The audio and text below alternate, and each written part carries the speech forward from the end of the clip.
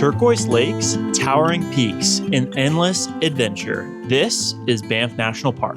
In this video, we're breaking down the perfect 4-day Banff itinerary with everything you need to know. Where to stay, what to do, and insider tips to make your trip unforgettable.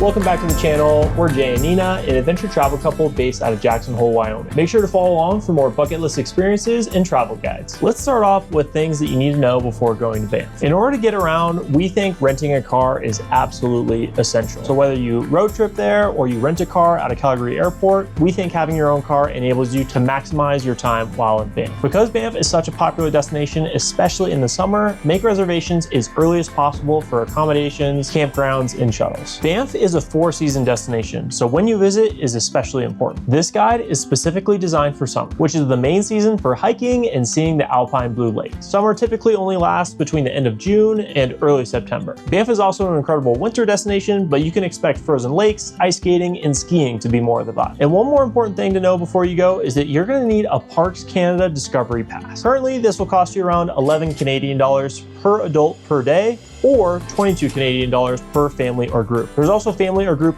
annual passes, which will run you about 152 Canadian dollars. Now that we covered all that, Nina's gonna come in and give you guys the perfect 4-day itinerary for Banff. Your first unofficial day is your travel day, where you are most likely going to fly into the Calgary airport. This is a major international airport that actually has pretty affordable flights from most places in North America. At the airport, we recommend picking up a rental car and making the hour-and-a-half long drive up to the town of Banff. This is about 140 kilometers, and the route is incredibly scenic, straightforward, and well-maintained year-round. When it comes to where to stay, Banff has something for every type of traveler. When we went, we decided to camp at the Lake Louise campground, which at the time of going was only about 15 Canadian dollars a night. There are also plenty of Airbnbs and mid-range options in the area, or if you're looking for an iconic luxury stay, we recommend checking out the Fairmont Banff Springs or the Fairmont Chateau Lake Louise. They are truly incredible hotels. On this travel day, once you arrive up to Banff, your only goal is to settle into your accommodation and just get your bearings for the day. And the next day, your trip officially kicks off. So to start day one, you're going to visit the iconic Moraine Lake. This is known as one of the most beautiful lakes in the world, and I believe holds the title for the most photographed lake in the entire world. However, since 2023, personal vehicles are no longer allowed to drive to the lake, so you'll need to reserve a shuttle in advance to be able to get there. You can find these either through the Parks Canada website, which tend to be the most affordable, but the reservations do sell out, or you can use a private tour operator. We personally use the Parks Canada shuttle, and we're able to score some last-minute reservations just 2 days in advance. After soaking in the incredible views at Moraine Lake, head over to the equally famous Lake Louise. Most of the shuttle companies will also include Lake Louise in the Moraine Lake shuttle, but if you do want to drive yourself there, there is paid parking at Lake Louise. You might recognize these lakes from the famous videos across social media of people taking canoes out on the water, and these canoes look beautiful. They do run about 100 Canadian dollars per hour, so it can get quite spendy if that's something you want to do. At Lake Louise, be sure to enjoy the views in the base area, but not for too long, because it's time to lace up your hiking boots and take off on the big Beehive trail. This is a 6.3 mile out and back trail, and it can be a bit challenging, but I promise the views are so worth it. The color of the lakes is beautiful on the lakeshore, but nothing compares to seeing them from above. Along the way, also don't miss a rest stop at the Lake Agnes Tea House. This is a super cute mountain hut serving fresh tea and baked goods. We highly recommend ordering the maple tea. It is so good, and a little pro tip is to bring cash in Canadian dollars, since their card reader is often down, and if you bring US dollars, they accept it as if it were Canadian dollars, so you're not going to get as much bang for your buck. And that is all we have for day one. We recommend spending as much time at these 2 lakes enjoying the views as possible. So moving on to day 2. Day 2 starts with an easy family-friendly hike down Johnston Canyon. This is about a 3-mile nature walk with boardwalks suspended over a rushing river and even some waterfalls at the end. After your hike, explore some of the roadside gems like the Vermilion Lakes or the Cascade Ponds. We so enjoyed having a picnic at the Cascade Ponds and spending a whole afternoon there because the views are just that incredible. If you're looking for a little more adventure, you can ride the Banff Gondola up to Sulphur Mountain for incredible views and enjoy a relaxing boat ride along Lake Minnewaca, or even climb the Banff Via Ferrata. We will leave links to all of these activities down in the description. And if you're enjoying this video, don't forget to hit that like button, subscribe, and comment down below. And in the evening, don't forget to stroll the iconic Banff Avenue. This is in the heart of town, full of souvenir shops, incredible restaurants, local boutiques, and the views on the road are incredible. We chose to do a fondue dinner at the Grizzly house, and it was incredible. Moving on to day 3, all about the Icefields Icefields Parkway, which is known as one of the most scenic drives in the world. This is a 232-kilometer road stretching from Lake Louise into Jasper National Park, and it is absolutely packed with jaw-dropping stops along the entire way. Your first stop along the route will be Bow Lake, then onto Peyto Lake, then the Waterfowl Lakes, and then Mistaya Canyon. Each of these is very easy to access off the side of the road with a parking lot and a short walk to the viewpoints. And your turnaround point to start heading back to Banff is at the Athabasca Glacier in the Columbia Icefield. Here, you can walk on the glacier with a guided tour, or learn about glaciers at the Glacier Discovery Center, or even do the Glacier Skywalk. If you have extra time on this trip to add additional days, we highly recommend continuing the Icefields Parkway and driving all the way up to Jasper National Park for even more hikes, wildlife spotting, and hot springs, or consider a detour to Yoho National Park and the famous Emerald Lake. And day 4 is the final day in Banff, also known as your departure day. So on this day, all you are doing is driving yourself back to Calgary. If you have some time, you can hit any spots in the town of Banff that you may have missed or wanted to revisit along the way, return your rental car, and head home. And that is it for our 4-day guide and itinerary to Banff National Park. If you have any questions, feel free to drop us a comment down below, and we'll catch you guys next time for another best day ever. We're about to jump this little park bridge. Even had the park rangers come up and asked them, and they're like, yep, just your own rift.